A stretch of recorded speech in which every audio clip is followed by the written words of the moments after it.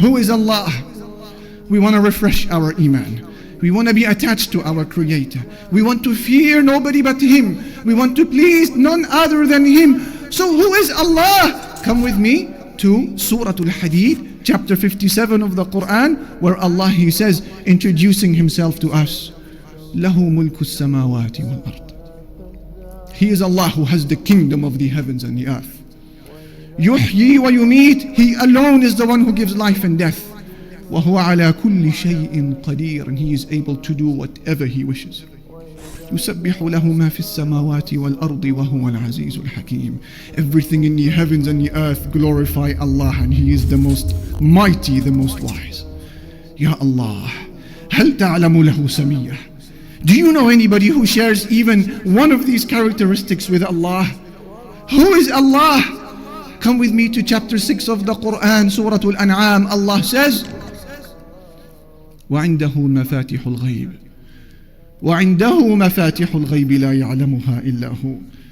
He has the keys to the unseen. No one knows them except Him. ويعلم ما في البر والبحر.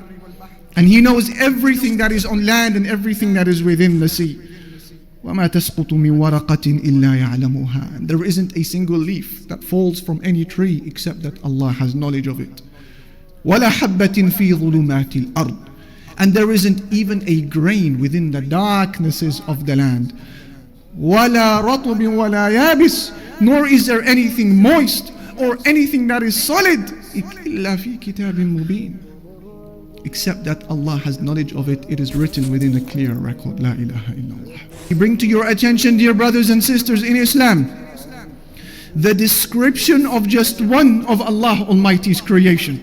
He is an angel, the chief of the angels, Angel Jibreel alayhi salatu wassalam. The Messenger sallallahu alayhi wasallam saw him in his true angelic form.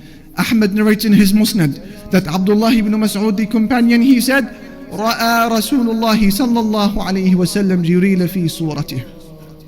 رأى رسول الله صلى الله عليه وسلم جبريل على صورته له 600 جناح كل جناح منها قد سد الأفق يسقط من جناحه من التهاويل والدر والياقوت ما الله به عليم. He says the Prophet ﷺ saw Angel Jibreel in his true angelic form, and he had no less than 600 wings, and every one of those wings was huge enough to fill the horizon and cover the skies. One wing spread out covers every cloud, covers every star, covers the sun and the moon, covers every inch of that blue sky that we see. One wing. What then can you make of 600 wings? And if this is the majesty of just one of Allah Almighty's creation, what then can you make of the beauty and the majesty of the Creator Himself? La ilaha illallah. I bring to your attention, dear brothers and sisters, yet a second creation from Allah Almighty. This is the description of one of the angels who are carrying the throne of Allah. Abi Dawood narrates in his Sunan on the authority of Jabir that the Messenger sallallahu alayhi wasallam said, أذن لي أن أحدث عن ملك من ملائكة الله من حملة العرش ما بين شحمة أذنه وعاتقه مسيرة 700 عام. He said عليه الصلاة والسلام, Allah has given me permission to give you, O Muslims, a description of just one of the angels that are carrying the throne of Allah. He said the distance between his earlobe and his shoulder is the distance of 700 years worth of travel. If that is the distance between his ear and his shoulder, a hand span of a distance for us human beings, what then about the size of the rest of this angel? What then about the enormity of the rest of his body? If this is the size of one of the angels who are carrying the throne of Allah, what then about the enormity of the throne of Allah itself? And if this is the size of the throne of Allah, what then about the Lord and the King of the throne? The ni'mah of seeing. Today we've forgotten. Today you and I think what?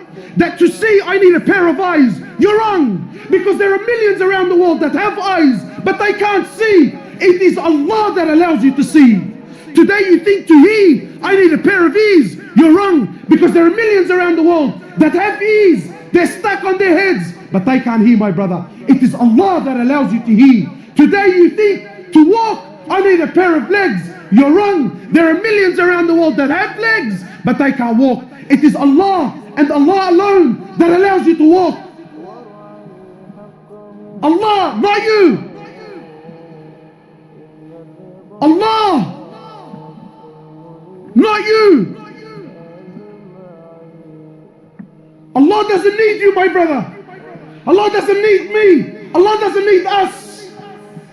And we have to understand, because this is Aqidah. You have to know this so that when you worship, you are always humble.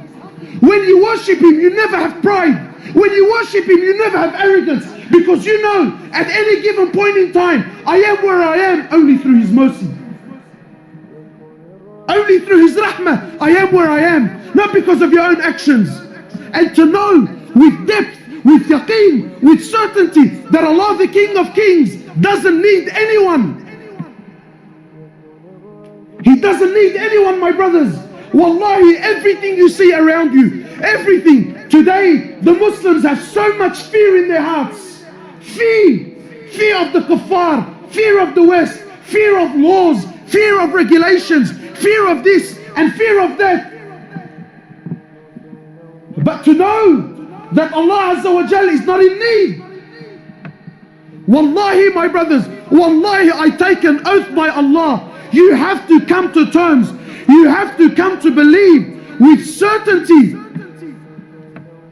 that every single human being, whoever lived, whoever's living, and whoever is to come and live on this earth, wallahi, every single human being, every single jinn, every single animal that walks on this earth, every single bird that takes the flight in the sky, every single fish that swims in the oceans of Allah Azza wa Jal, wallahi, every single land, every single country, wallahi, with all their governments and all their military force and all their might and all their science and all their money and all their know-how, all with the exception of none, every country, every tree, every grain of sand, every mountain, every river, every ocean, wallahi, every star, every sun, every moon, every single planet,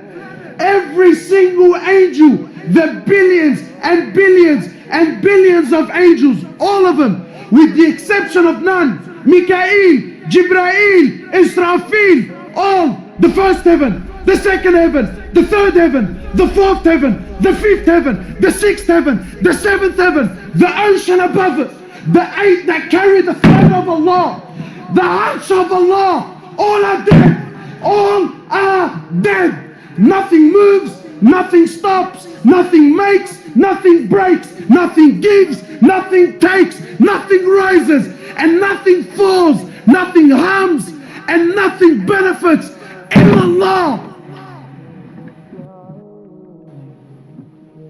And until this yaqeen and faith is in your heart, that nothing, that everything is dead, everything, except Allah. Allah doesn't need anything, anyone. No prophet, no angels, no jinn, no ins. We need Him. He's Al-Hayyul Qayyum. He's the ever-living.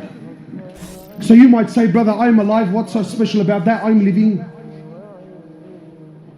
Yeah, but your living is dependent on His existence.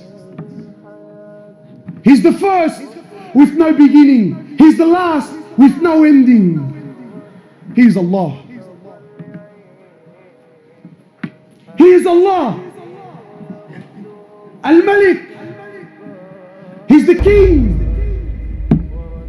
He's the King. He's the one who on the day of judgment, when everything will come to an end, when Allah Azza wa Jal will order the destruction of every living creature, when Allah Azza wa Jal Allah will order the destruction, the death of every human, of every animal, of every jinn, of every angel, until there comes a point where there is absolutely nothing in existence except Allah.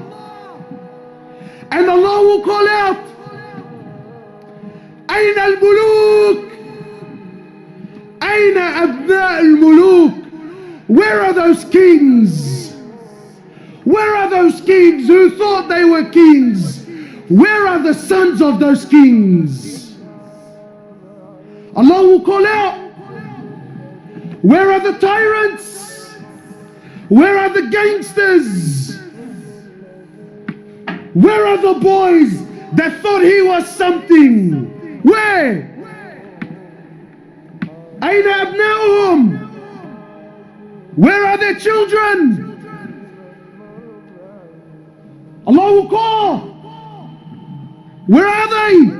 And then He will ask, لِمَنُ مُلْكُ الْيَوْمِ? To who is the kingdom today? Who?